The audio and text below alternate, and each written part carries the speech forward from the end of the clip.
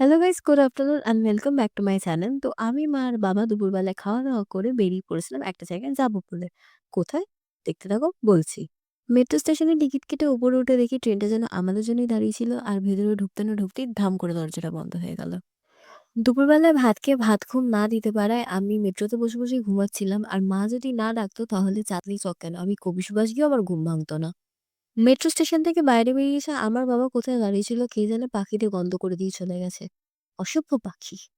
আর আমি রাস্তায় বেশ সুন্দর ফোনটাকে হাতে ধরে বকবক করতে, করতে যাই। আর যখন কেউ আমার দিকে তাকায় তখন আমি সঙ্গে, সঙ্গে ফোনটাকে নিচে নামিয়ে দিই। তারপর আমরা এদিক ওদিক ঘুরতে, ঘুরতে পৌঁছে গেলাম চাঁদনি চক মার্কেট। আর এইখানে আমরা এসেছিলাম একটা রিং লাইট কিনতে। কাকা এত বড়, বড় রিং লাইট দেখাচ্ছিল যে আমি ভিডিও করতেই ভুলে গেছিলাম। তারপর আমরা দরদাম করে ঠিক করলাম আমরা এই রিং লাইটটাকে বাড়ি নিয়ে যাব। তাই আমি আবার মেট্রোর টিকিট কাটতে লেগে পড়ি। দাঁড়াও, তার আগে চশমাটা পরে নিই কারণ আমি চশমা ছাড়া অন্ধ হয়ে যাই। এই তো আমরা টিকিট স্ক্যান করে ভেতরে ঢুকে পড়েছি আর দেখতে না দেখতে ট্রেনও চলে এলো। মেট্রো থেকে নেমেই মনটা কেমন খাই, খাই করে উঠলো আর আমি বাইরে বেরোবো আর কিছু না খেয়ে ঘরে ঢুকে যাবো তেমনটা তো হতে পারে না, না? তাই আমি আর মা চলে এলাম বিরিয়ানি খেতে।